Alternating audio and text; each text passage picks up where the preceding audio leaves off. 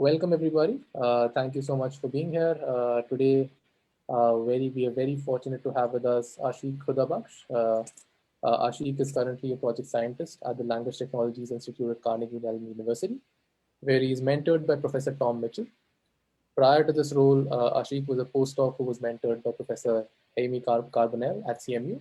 His doctoral thesis, which was also at the Computer Science Department at CMU, was also advised by Professor Amy Carbonell, and it focused on distributed active learning. His current research lies at the intersection of low-resource NLP and AI for social impact. In this field, Ashique is highly interested in analyzing globally important events in Southeast Asia and developing methods for noisy social media text generated in this linguistically diverse region. Ashique's other broad research focuses US politics. In this area, his research involves devising novel methods to quantify, interpret, and understand political polarization. Ashique, thank you so much for being here, and we are very excited to have you here, and we really look forward to listening to your seminar. So, with that, please feel free to start whenever you're ready. Thanks a lot for this wonderful introduction and the opportunity to speak. So, hello everyone. Today's topic is political polarization and international conflicts through the lens of NLP. I am happy to take any question even during the talk. If you have any question, feel free to type it up in the chat window, and then Amulya will interrupt me, and I'll just try to answer them to the best of my ability. And today I'll be talking about two broad research directions. One will focus on political polarization in contemporary US politics. And in the second one, I'll be talking about international conflicts and low resource natural language processing. The data and methods we are using. So in the first project I'll be talking about, I'll use new data and known methods in a very novel context. In the second problem, I'll be talking about new data, but new methods in novel context. And the nature of data also has an interesting progression. In both cases, I'll be using social media text, but in the first one, it is English written by native English speakers, English as first language speakers. And in the second case, we are working on English generated by non-native speakers and in a very multilingual region. So that has its own challenge attached to it. So I'll spend some time describing how those challenges are met. So while these two lines of work have tremendous social implications and impact, the NLP methods are also quite new. So I hope that you will find the talk interesting. So here I start with the first part of this talk. In this first part, we focus on the US political landscape, and with a key focus on the very hardly fought, bitterly fought 2020 election. And if you look at this Pew Research survey, they asked a whole bunch of policy questions to registered Republicans and Democrats. And you see that their answers, as time progressed, have become either more and more liberal or more and more conservative. So there is like a political divide that has been happening for the last several years. And in this work, we actually start at pretty much where this survey ends. So we focus on hyper-partisan news media. Their partisan and ideological divergence in both content and audience has been well documented.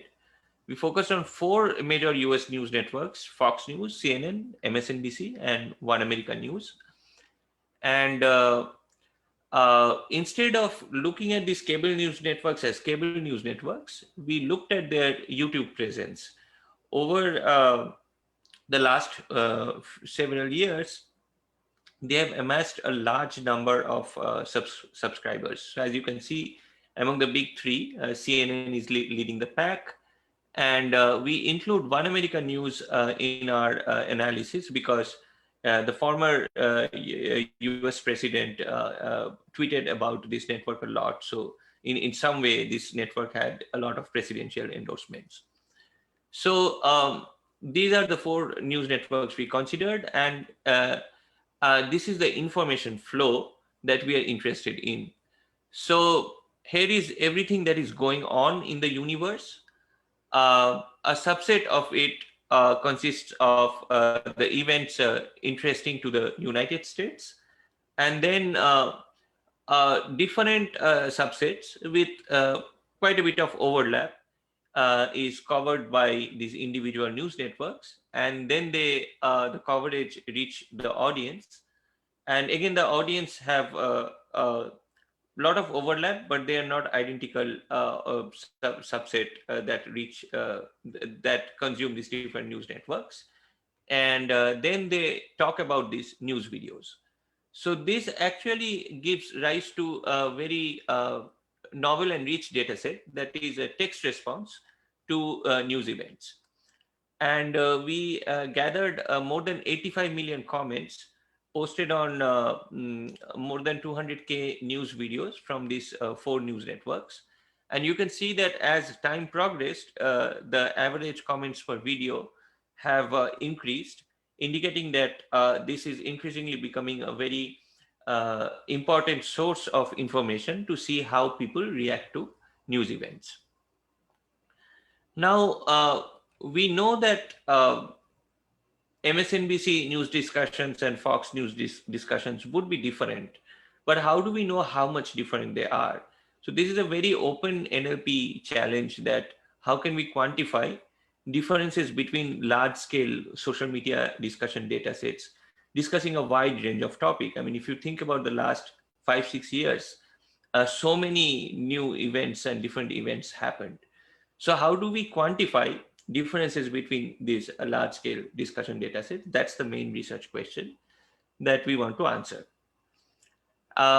Political polarization has been widely studied in social science. There has been some seminal work in political science that used congressional votes to measure polarization. A recent paper came from Stanford NLP group that talked about research in computational linguistics focusing on mass shootings. Here we are interested in quantifying polarization on large-scale discussion data sets that are discussing a multitude of issues. So this is a problem that we haven't tackled before in the literature, and it's something very interesting and important to tackle. So our proposed solution takes a very unconventional approach. Say we use CNN and Fox as examples, and we assume that the 2 subcommunities are speaking in 2 different languages. So in reality, they are speaking in English, but we are thinking that there is a CNN English and there is a Fox English, say language of CNN and language of Fox.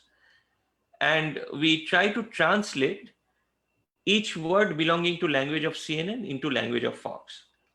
Now, since they are speaking in English in an ideal world not fraught with polarization, Apple in CNN English should translate into Apple in Fox English.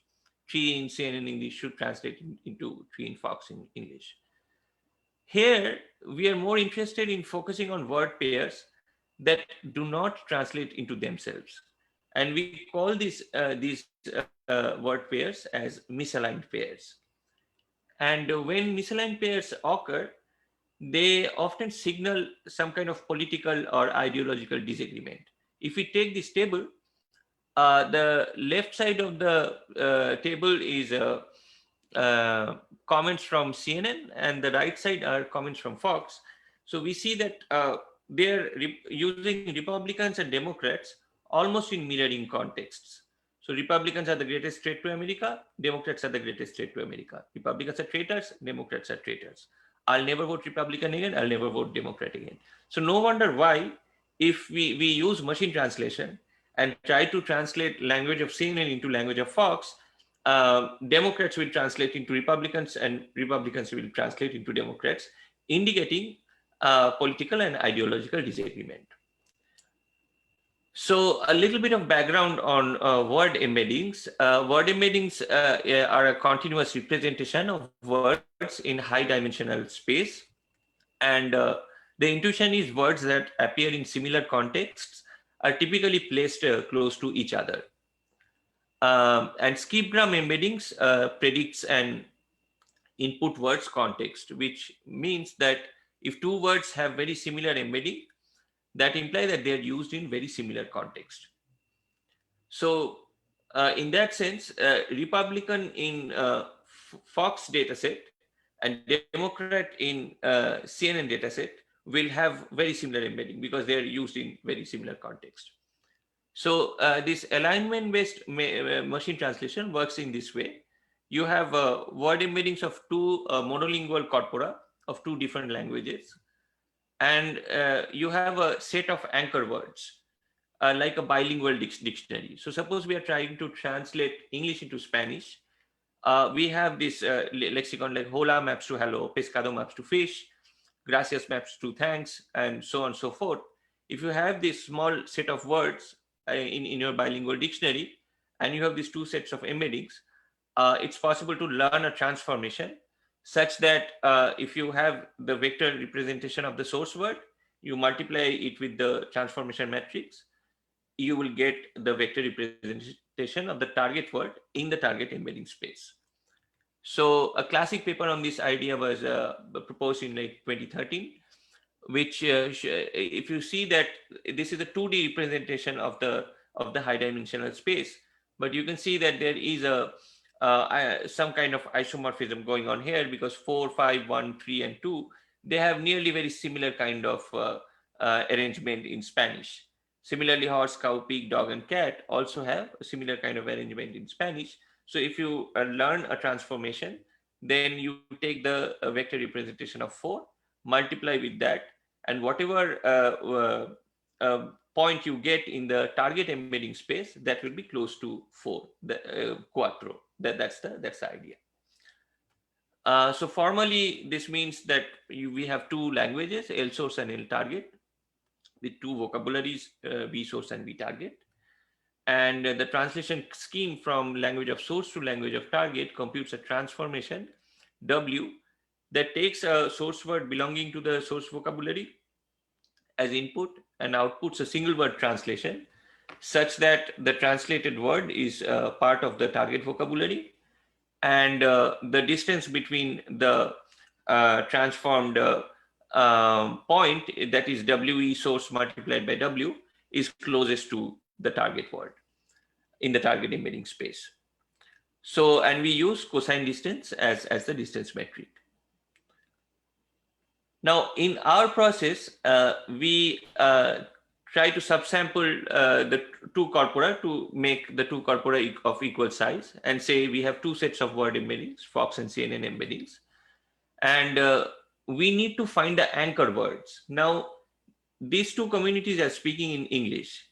So how do we know that, how do we come up with a list of words such that we are very sure that they mean the same thing or are used in very similar contexts across both Fox and CNN discussions? So here we say that stop words that are very highly frequent English words like and, about, or, we are saying that these are anchor words. So and in Fox language and in CNN language mean the same thing. That's what we are saying. And once we have these anchor words, we are trying to align them using a well-known machine translation method. So how do we define now the source vocabulary and target vocabulary? So source vocabulary is set to frequent 5,000 words of the combined data set. And the target vocabulary is set to most frequent 10,000 words of the combined data set. Since they're both speaking in English, so we are just like combining the data and defining the source and the target. And now this is the fun part. Like once we compute the percentage of source words that translate to itself, if two communities are really far apart, there will be lots of this kind of misaligned pairs. And if two communities are really close, which means that most of the words are used in very comparable context, very few mistranslations will occur. So this actually gives us a quantifiable framework to measure how far two communities are. So higher this value is, the agreement is better.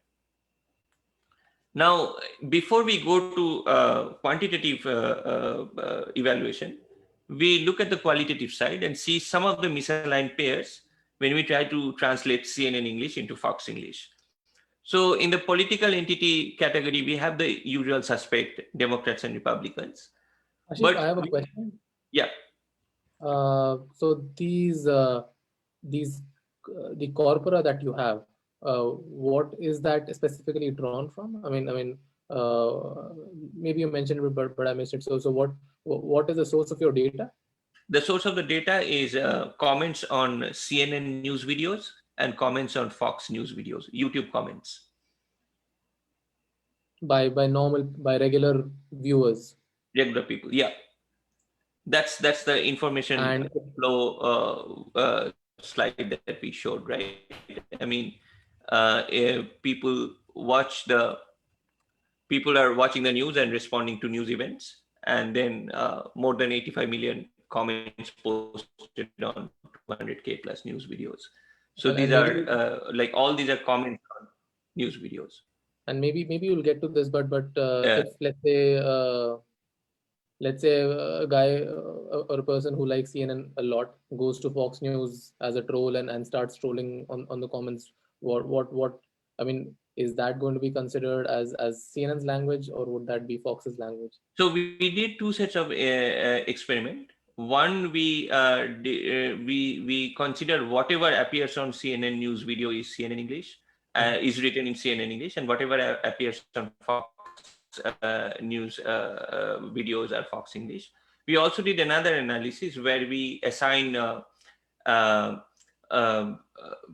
a specific news network to a specific user. So if you comment on, say, 20 times more on CNN than Fox, then we will treat you as a CNN user, and then we will define CNN English as English written by only CNN users. So we consider both.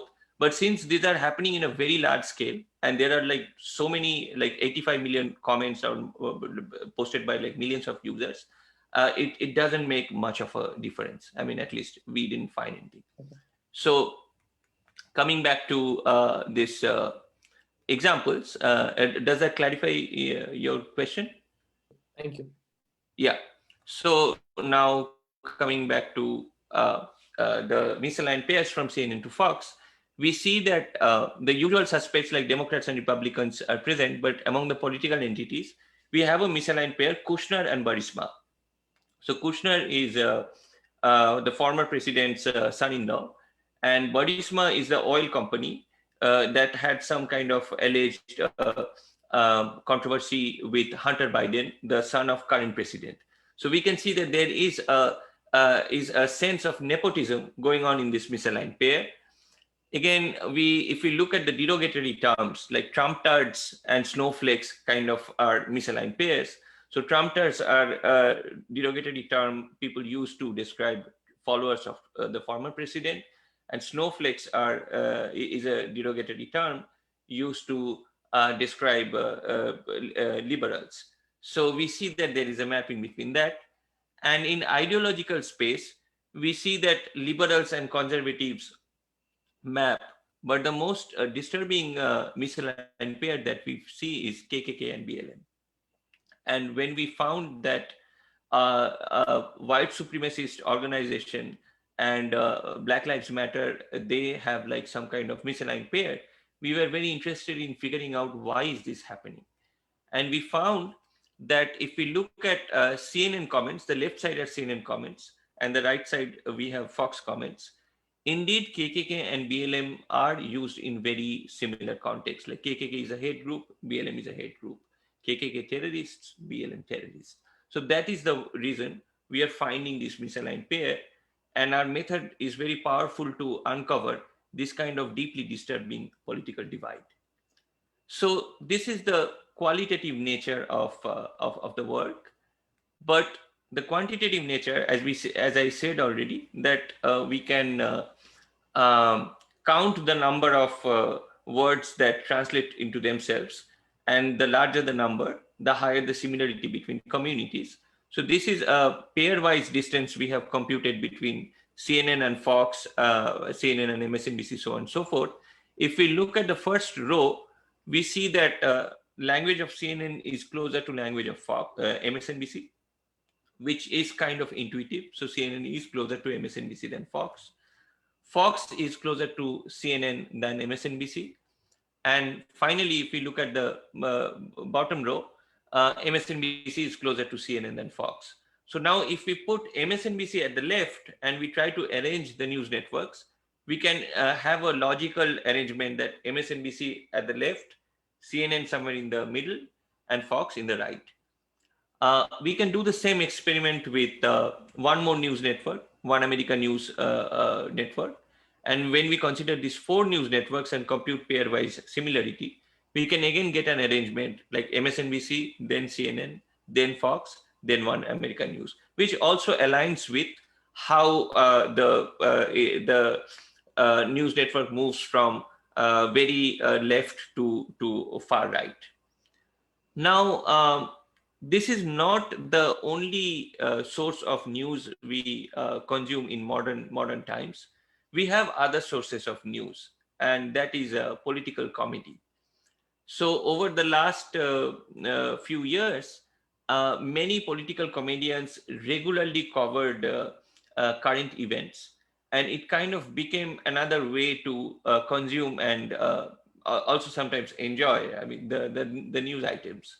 So we constructed another data set where we considered videos of these popular YouTube channels of political comedians, and we created a text data set of user comments on these news videos. And when we try to compute where this political comedy falls into this spectrum, we see that political comedy falls into somewhere between MSNBC and CNN. So it's liberal, and it's closer to CNN, and it's definitely far from Fox. We also did a more recent experiment investigating the role of fringe news networks in the Capitol riot. And we considered 6 news networks and the former President Trump's own YouTube channel to compute where does Trump's own YouTube channel fall.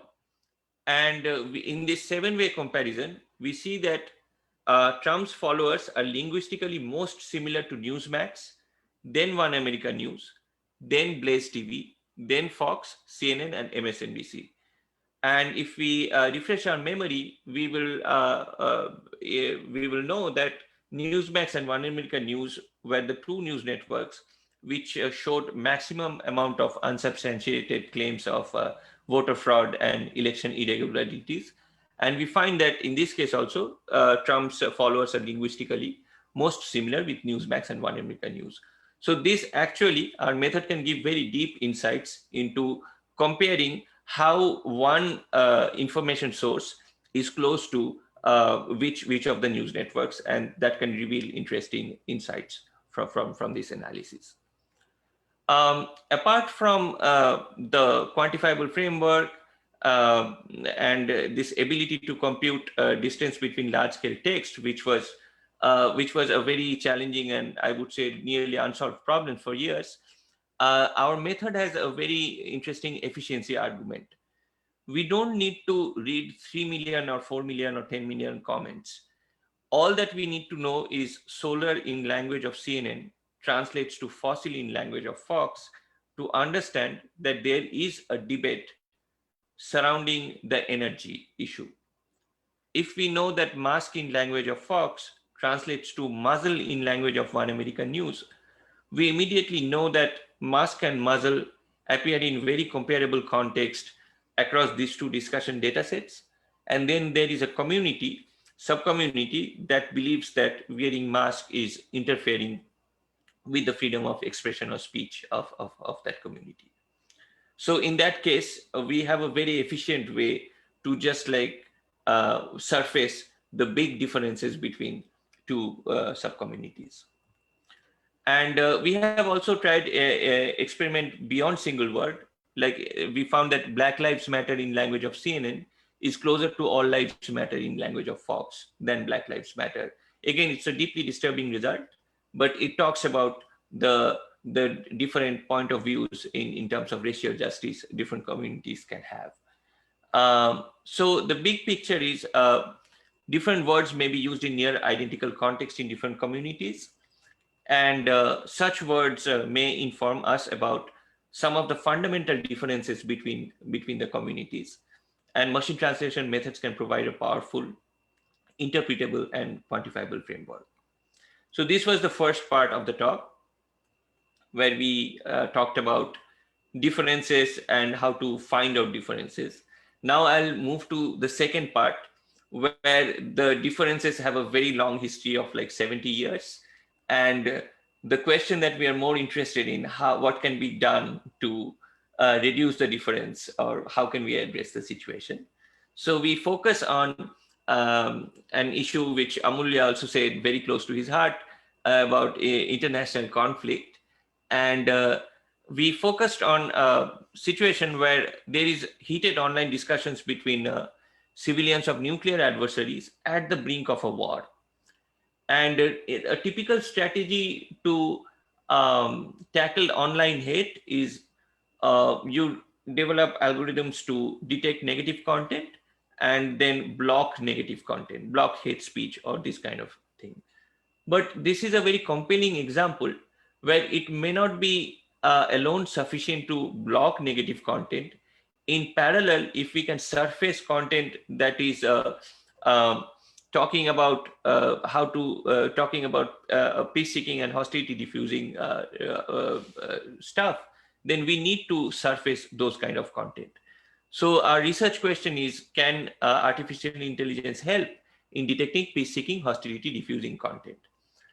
And this is a short description of what happened in Feb 2019 that created a precarious situation where two countries came to declaring the war.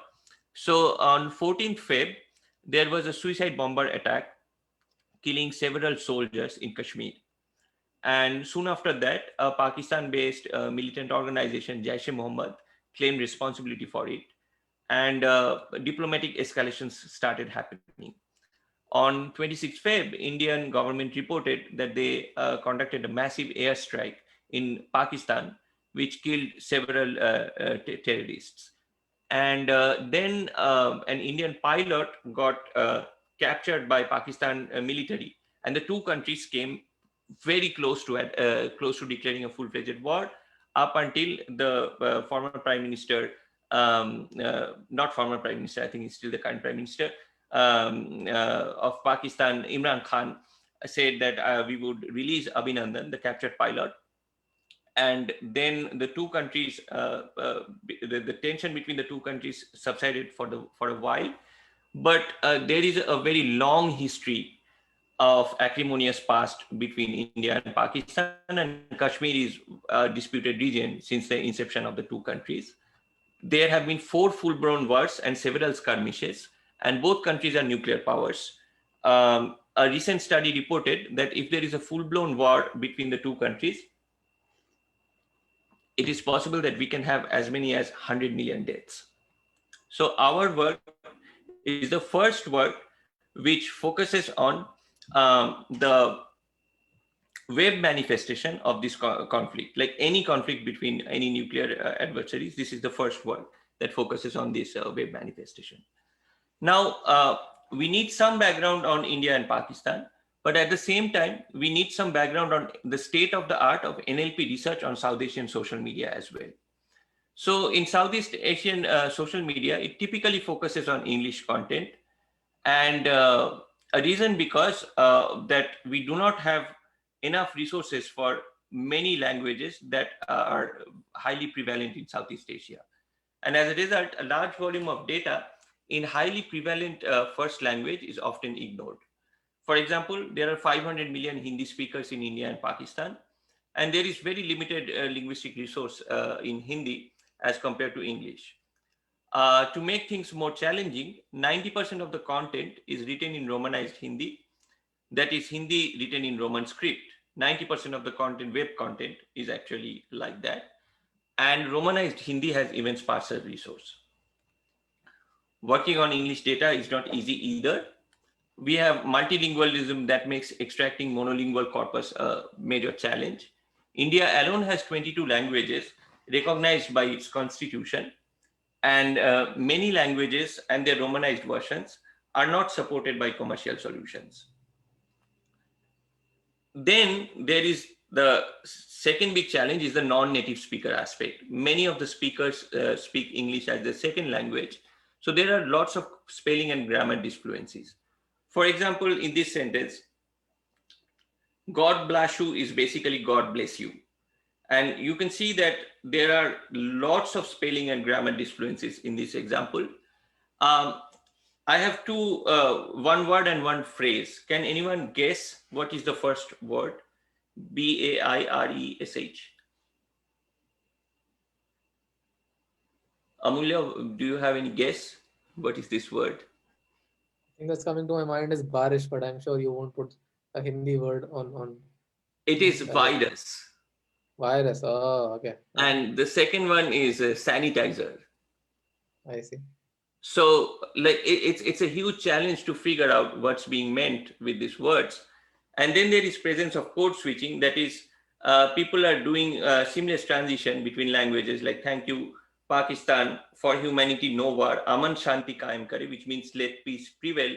But you can see there are lots of spelling error and grammar disfluency in the whole thing. So these are some of the NLP challenges. So that leads to some practical research questions. How can we extract a reasonably clean English corpus? And given linguistic resources in English, such as a content classifier or labeled examples, how can we transfer resources to Romanized Hindi? So again, our data is comments on relevant YouTube videos relevant to the India-Pakistan 2019 conflict. And we constructed a data set of 2 million comments on 3,000 around videos relevant to the 2019 India-Pakistan Pulwama conflict. So now I'll first talk about one NLP result that we used to extract English. So as I already said, our dataset is a YouTube corpus of comments authored in a diverse set of languages. How can we extract a reasonably clean English corpus? So skipgram word embeddings is basically, I already said, it predicts an input word's context. And a polyglot skipgram word embedding is just a single skipgram embedding trained on a single multilingual corpus. So this is a major result. It says polyglot word embeddings discover language clusters. So if we have a multilingual corpus and we train a polyglot skipgram word embedding, then for each document, the document embedding is just the normalized average of the word embedding of each of the words present in the document. So when we cluster this document embedding, they show very precise monolingual clusters. In the right side of the screen, we have 21 European languages, and you can see the clusters are very precise and well separated. In the left side, we have YouTube comments from Odia TV. Orissa is a province in India. You can see that the clusters are separated, but then there are some regions of like overlap, but it's still quite crisp. The biggest advantage of this method is up till the clustering, it's completely unsupervised. Once you have formed the clusters, you have to assign language to each of these clusters. All that you need is to take just 10 documents and annotate the language of the cluster. And whatever the majority language of these 10 documents is, that is assigned to the cluster. Now, if you have a new document, you compute its polyglot document embedding, you try to figure out which cluster it is nearest to, and that is going to be the language of the document. So that means for this Europal dataset, you will just need 210 annotations to be done. There are 21 languages, 10 annotations per language. So it's that efficient. We compared our L polyglot, we call the language identifier, in this noisy social media setting, and we found that it performed better than Google's language identifier, Facebook's language identifier. But the bigger point is it is extremely annotation efficient. And in a low resource setting, that means a lot. So in order to process our conflict data set, we just had to do a human annotation of 30 comments to process these 2 million comments. That's a huge efficiency in terms of effort. And we have used this L polyglot to analyze the Rohingya refugee crisis, which again happens in a very multilingual region. The 2019 Indian general election that had like 12 languages, English, Hindi, and 10 more regional languages. The 2019 Chennai water crisis. And also we can support languages that are not currently supported by commercial solutions such as Google's language identifier. So our L polyglot can support languages like Assamese. If you have a corpus, since it's an unsupervised data-driven method, it can just figure out Assamese is different from any other language, and then it will just be able to identify Assamese. So now coming back to research question 1, how can AI help in detecting peace-seeking, hostility-diffusing content? We define a new task of hope speech detection. And hope speech classifier is basically a nuanced classifier detecting hostility-diffusing content. So there are many subclasses for hope speech. I mean, we have a very thorough definition in our paper. I'm just giving an overview. It could be talking about peace-seeking stance, like we want peace. It could be talking about the humanitarian cost of war. Peace is better than war, as the price of war is death of innocent peoples. It could be talking about appreciation for neighbor, like I'm from Pakistan, I love India and Indian people, and so on and so forth. And we treated it like a standard supervised machine learning task. So we constructed a data set of nearly 2,200 positives and 7,700 negatives. We train a classifier using n-grams and word embeddings as features.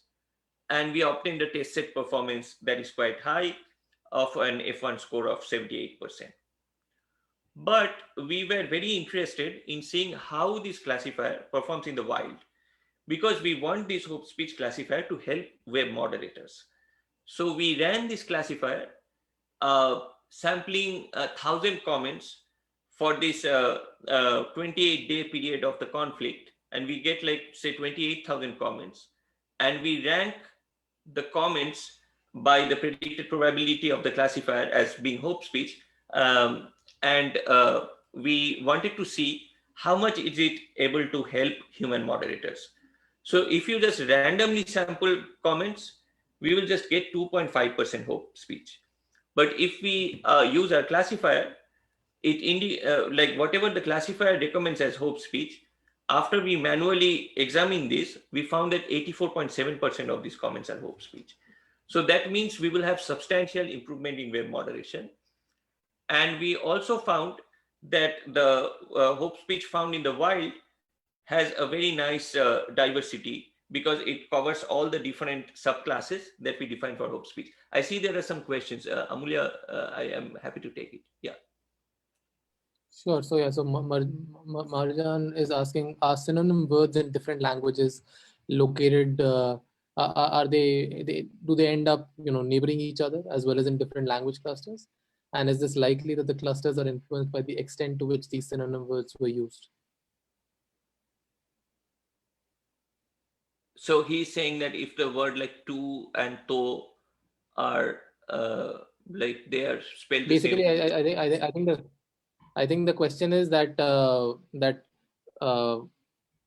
if you have two and Marjan, if feel free to unmute yourself if you feel like, but basically this is what I understand. Yeah, okay. Yeah, I can actually clarify it. But what I mean is that, for example, in terms of like the words that translate to each other, based off of my understanding of word embeddings, I'm thinking that they are supposed to locate it, near each other, even if they are in different language clusters in that clustering, plot that you showed. About the earlier project or this one? This one, just like a couple of slides before, when you showed that 21 language clusters. This one? This one? Yeah, this one, yes.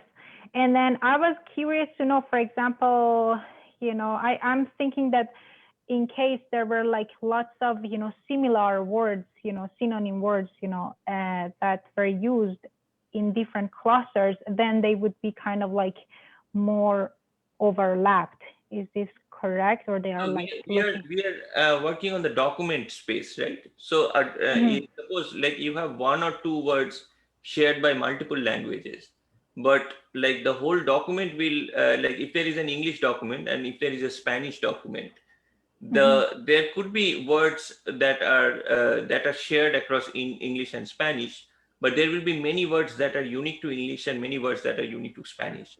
So once we compute the document embedding, that is the normalized average of word embeddings of each of these each of its constituent words, the document embeddings will be far apart. So this is not at the level of words, it is at the level of document. Okay, that makes sense. Thank you. So coming back to our performance in the wild, we also see that our hope speech classifier is able to find in the wild comments that satisfies many of these subclasses. Now, these are some of the example hope speech found in the wild. The bottom one is very interesting because it's originally by Herodotus some 2,500 years back.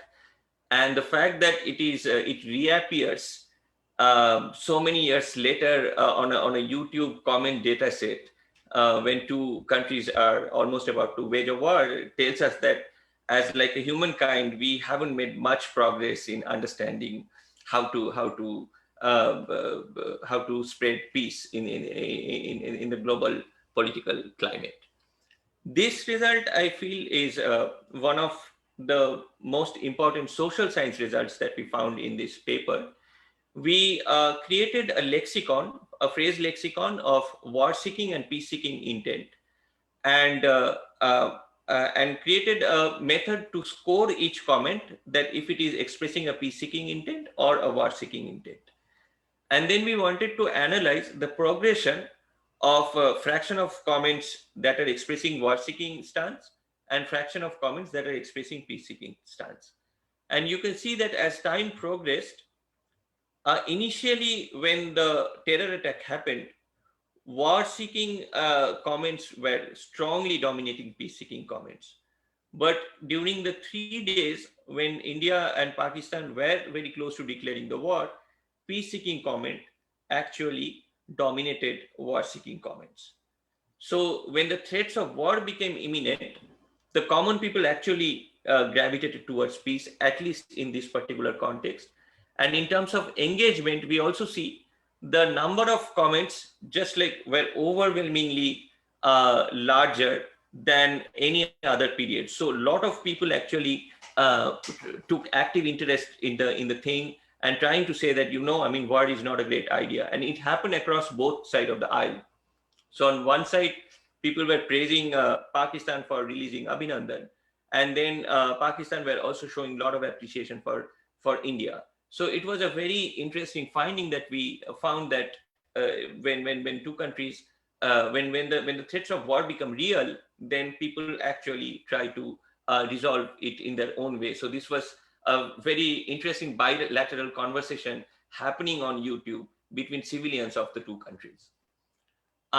So now I come to the final research question, that if we have an English hope speech classifier, can we transfer resources to detect Hindi hope speech?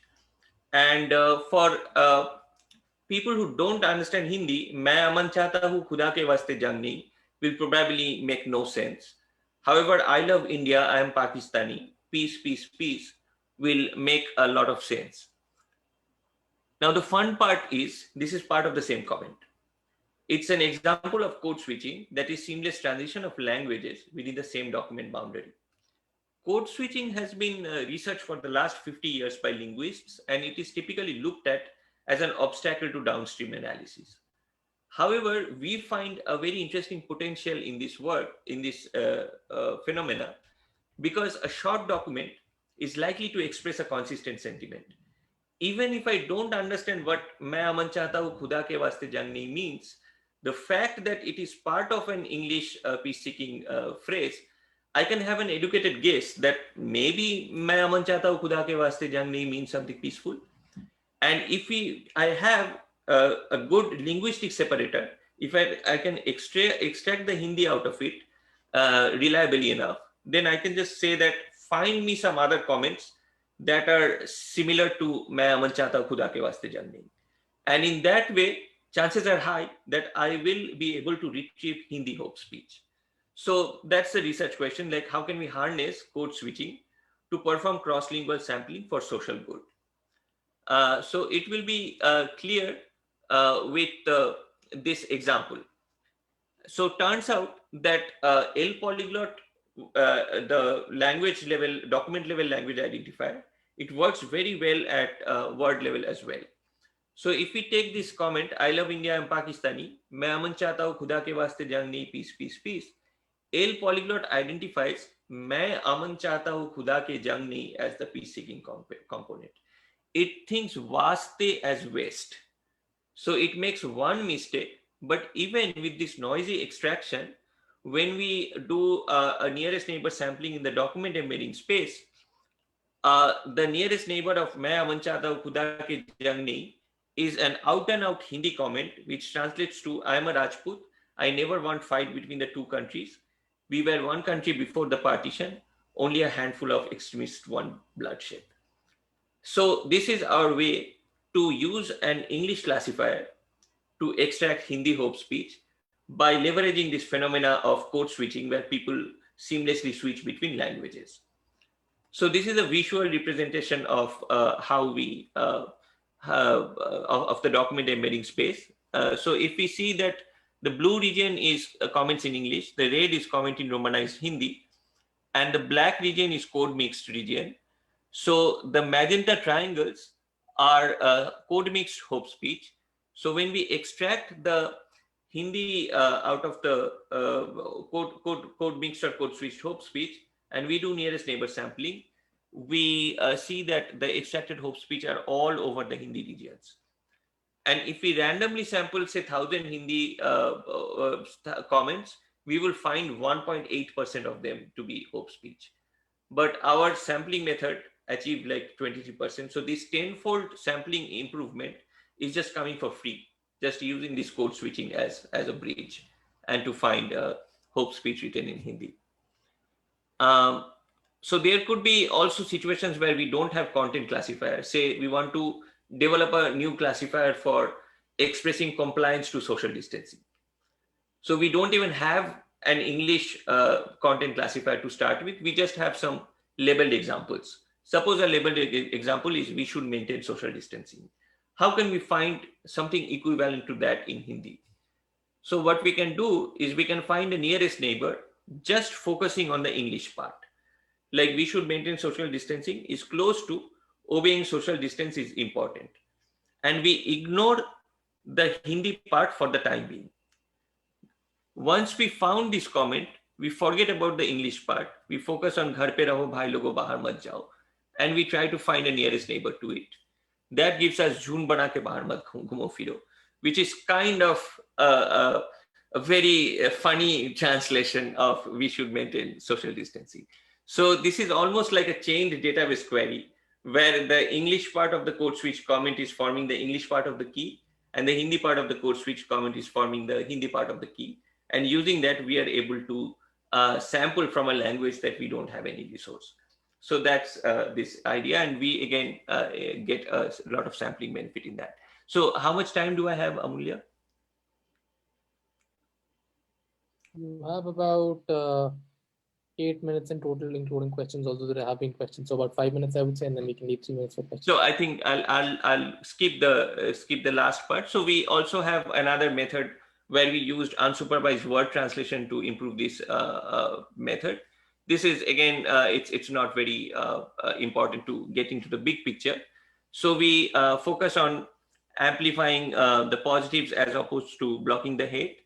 And we found that L polyglot is an extremely useful language identifier. If you are interested in AI for social impact research in Southeast Asia, it could become very handy. And we found that code switching can be harnessed for social good. And we also found another result that I'm not talking here. We found that polyglot skip drum embeddings capture rich semantic structures to allow unsupervised word translation. So I'd like to thank my mentors and collaborators. Jaime Carbonell is my PhD advisor. Mark Camlet is an economist and political scientist who I was very fortunate to work with. Tom Mitchell is my current mentor. And I would like to thank Shifani, my friend and collaborator, who worked on the Hope speech and Help speech work. And Rupak is my student. He's an amazing student, and I'm very happy, very lucky to mentor him. Um, this has been 1 year since my advisor passed away, and when we were working on this Hope speech detection work, he was going through a phase of very long health crisis. But he was extremely passionate about this research, and I think in my PhD I was meeting him maybe once a week or something. But when he was very sick, I was like meeting him twice or thrice almost every week, discussing all these new research results, and he was very excited about it. Whatever research I'm doing right now, big credit goes to him, and I dedicate this talk to my advisor, Jaime Carbonell. So thanks. I'm ready to take any question. Great. Thank you. Thank you.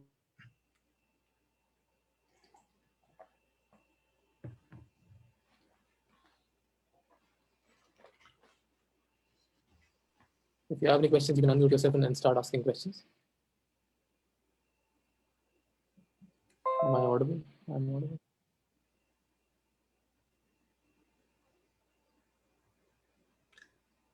Can you guys hear me? I can hear you.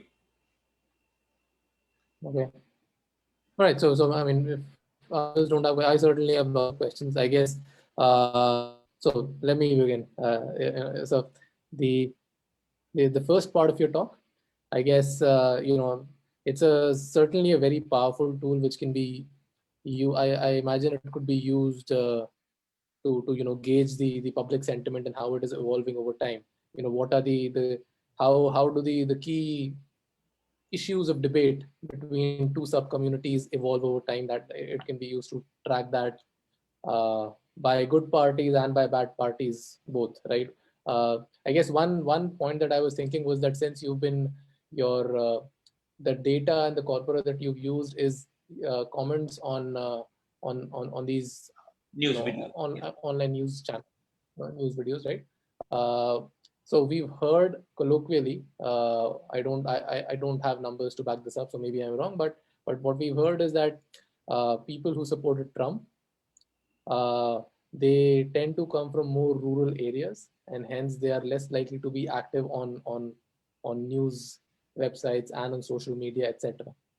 Which is why probably most of the polls that happened, the pre-polls suggested that in the first election that Hillary was about to win in almost everywhere, because they focused on the cities, right, where a lot of online media usage was happening. So what do you think about the data that you have, and whether or not it's representative enough of both sides of the picture? So is it the case that if you were to somehow, I know it's difficult because you're restricted to only scraping comments from these channels, but if you were to somehow get access to comments from the people who are not accessing these websites, say people who come from rural areas, then you would find an even greater divide, or maybe a lesser divide.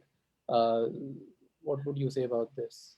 I mean, that is kind of uh, uh, it, and like what you're saying is supported by one of our experiments, where we are finding that, say, the distance between CNN and One America News is even much more than the distance between CNN and Fox, right? So, and One America News is a very fringe news network, which is viewed by very ultra conservative people, and Fox has a wider audience. So the more the fringier the news networks gets, the more will be the divide that we will see. But the other question that you are saying, that if people do not participate in commenting, then how do we know what they feel?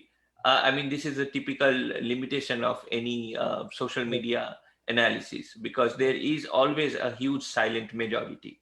Like Right. we also saw in the India-Pakistan conflict that for the most part of the things, people did not engage.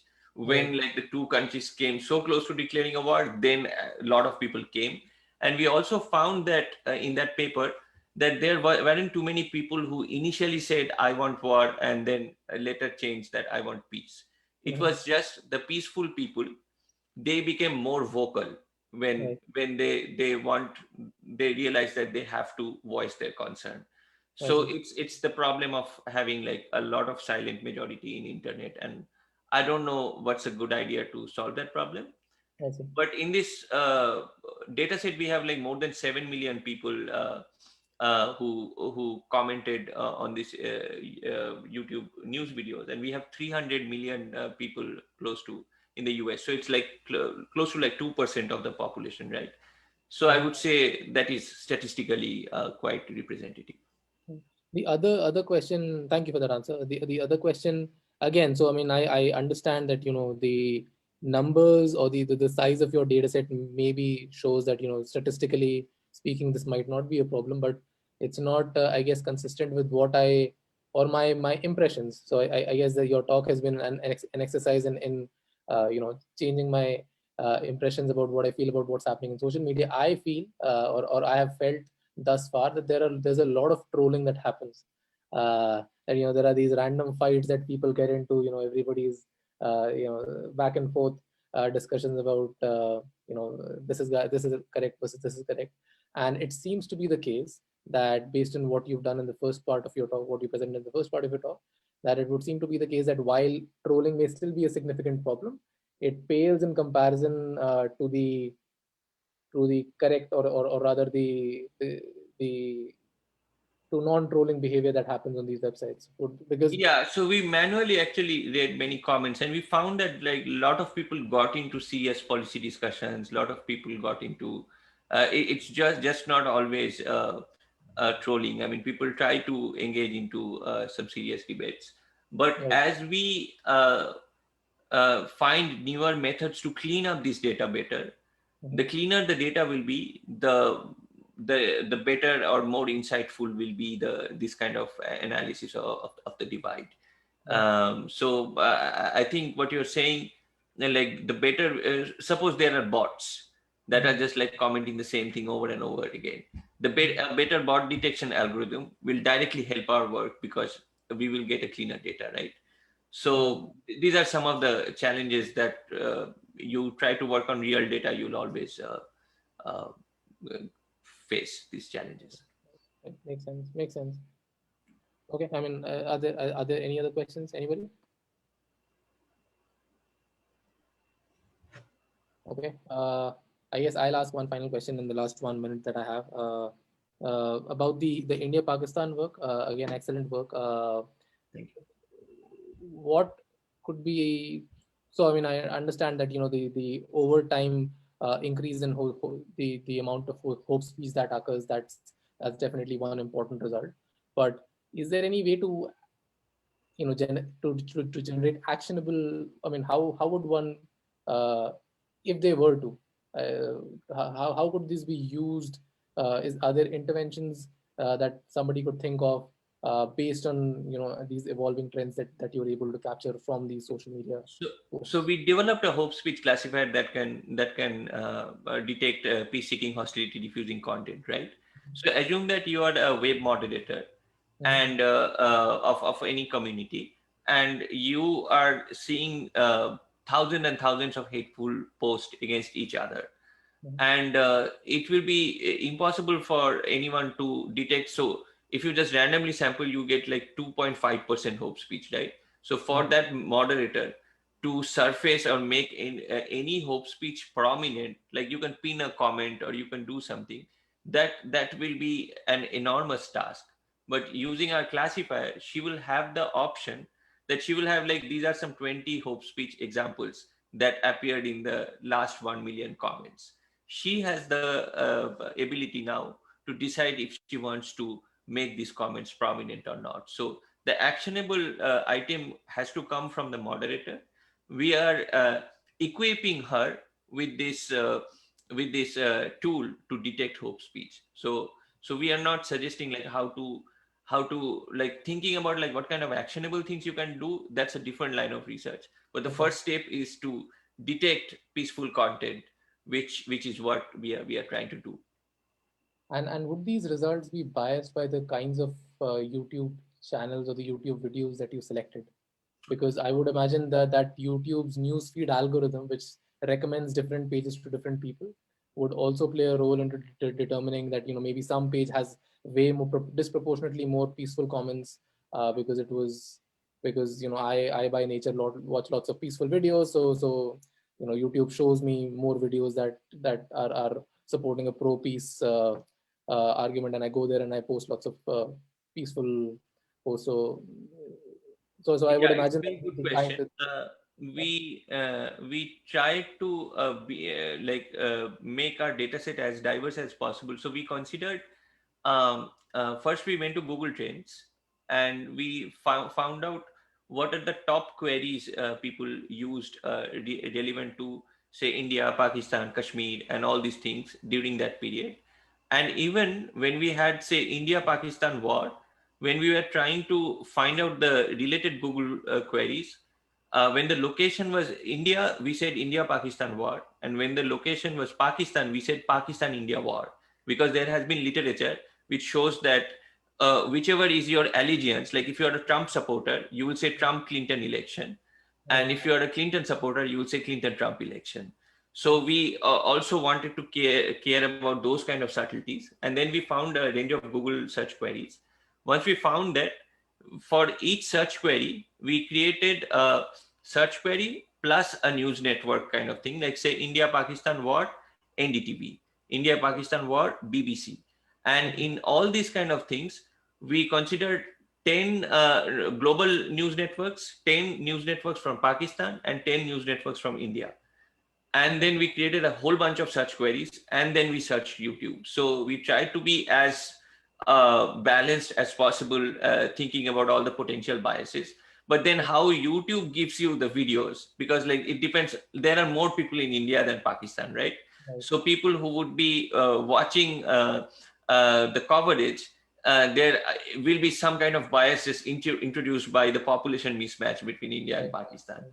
So that can happen, but at least we tried to reduce those biases to the best we could. That's good. That's good. Well, I guess we're out of time. Thank you. Unless anybody else has any questions, we can end. Uh, Thank you so much, Ashique, for it was a wonderful, wonderful seminar.